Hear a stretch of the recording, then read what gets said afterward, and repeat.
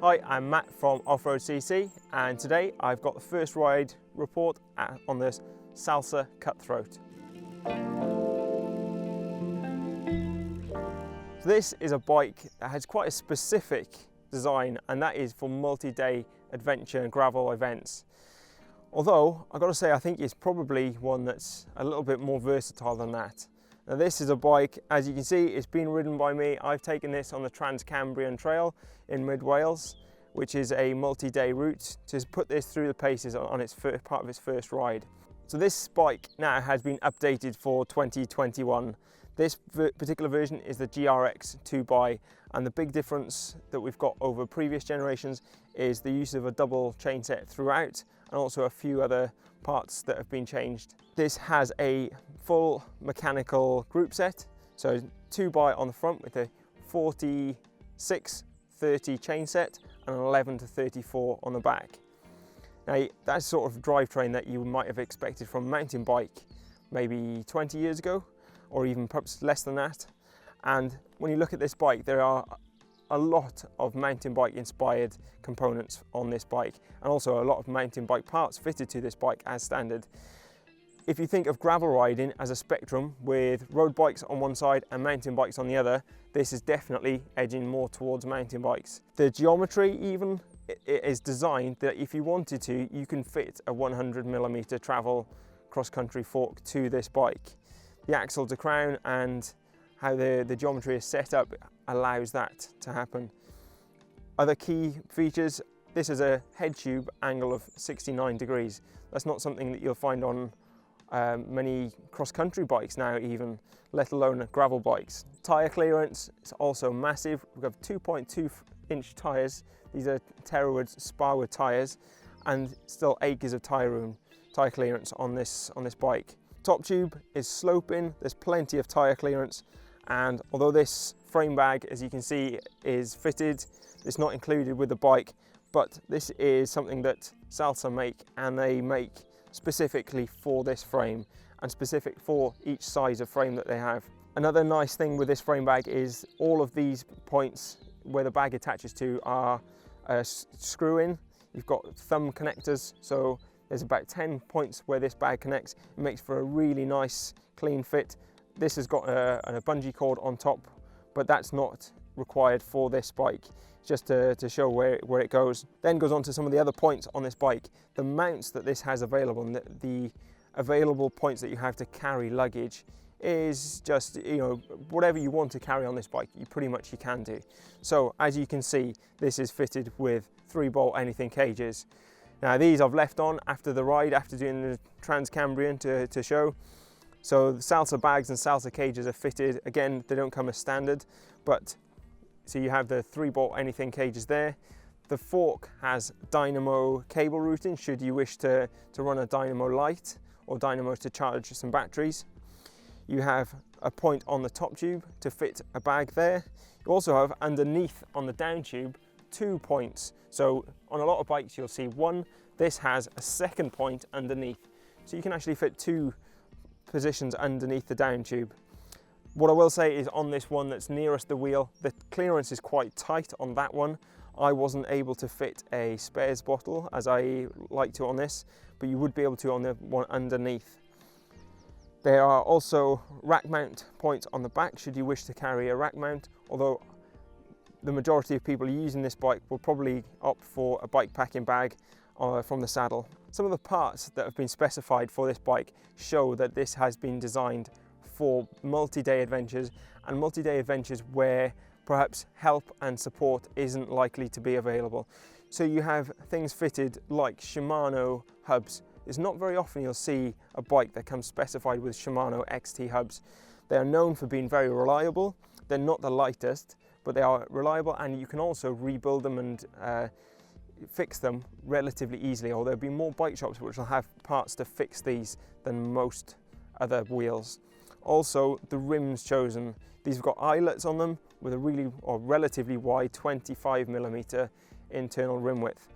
Gives a reasonably broad profile for the 2.2-inch tyres, although we are starting to see mountain bikes now with much wider rim sections than that. But it's still the style of the riding that you're likely to be doing, it's a very durable and reasonably light set of wheels. Another really nice touch on this bike is inline cable adjusted fitted for both the front and rear mechs. Now, it isn't really needed for most bikes, most standard bikes on a rear derailleur. It's not easy, it's not hard to jump off and adjust the rear mech, but on a multi-day event, the last thing you want to have to do is jump off your bike to adjust a rear mech. So they've got these, and I will say on the first 2 days that we were doing them, we were riding the Trans-Cambrian, I was adjusting these. It was a brand new bike, cables had stretched a little bit, and it's so nice just to be able to adjust it on the fly, not having to jump off and waste time. So that is a really nice feature, and I think something that a lot of people who are doing these multi-day events will really like. The frame also has a dropper post cable routing, should you wish to fit that. And as you can see, this has got a double, and one thing that I have noticed while riding this is there is plenty of comfort coming from this bike. The tyres will have a big part to play in that, obviously 2.2 inches wide, there's a lot of air inside those. These will run at about 30 psi, which is reasonably low. You could probably go a lot lower if it was something really rocky. But I've also noted that there's a reasonable amount of comfort and flex both in the frame and in the seat post. And for multi-day events, comfort is a big factor. So I think this should keep riders comfortable and able to keep riding day after day after day, which is essentially what this is built for. So this bike comes with Shimano GRX 810 shifters. They are mounted on a Salsa own brand handlebar. Now this has a short reach and also is quite flared. It made for a very comfortable position. The style of riding that you're going to be doing on this bike, really easy, quick changing from the tops to the hoods to the bottoms. It was comfortable. I found myself climbing quite a lot in the drops. The really wide positioning makes for quite a good place for climbing, especially sort of slightly technical terrain, slightly rougher areas. The brakes fitted are also Shimano SLX. This has 160 front and rear, and for the riding I was doing, and the riding that I think most people would be doing on this bike, should be sufficient. They're reliable, they're powerful enough, and also unlikely to go wrong. Very reliable. Now, as you can see, this has been ridden on relatively clean roads, especially for mid Wales. The riding in Trans-Cambrian was probably drier than I have ever seen it. But this is got huge tyre clearance, so there's plenty of mud clearance, and there's also some nice features such as metal plates that have been fitted to the inside of the fork, which should help prevent any prevent any mud rub and any damage to the inside of the frame should you be riding in anywhere that's particularly muddy. Now, anyone who might have seen any of the Tour Divide films or follows that, there are some particular sections of that route where it can get very muddy and at high altitudes. Now this, I would imagine, is specifically designed with that type of riding in mind, where you're going to be either riding or pushing through mud that just clags to your bike and potentially rubs off frame and damages the carbon. These extra little plates, you would think, would protect against that from happening. Overall, initial impressions on this bike are that it is extremely comfortable, and I think it's going to be extremely versatile.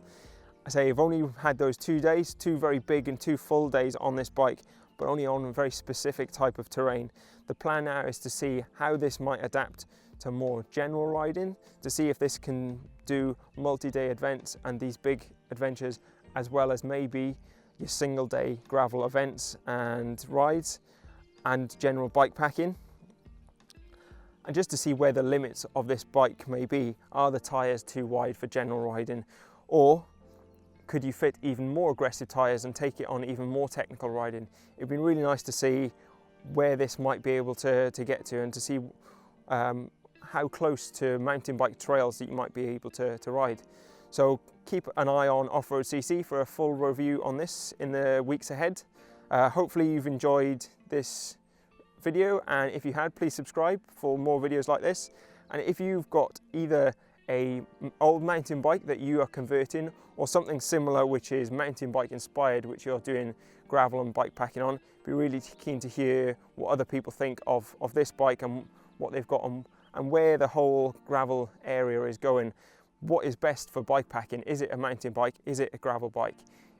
at the moment there's a lot out there and there's a lot of new bikes coming out. So keep an eye out for more videos like this, and hopefully see you all again soon.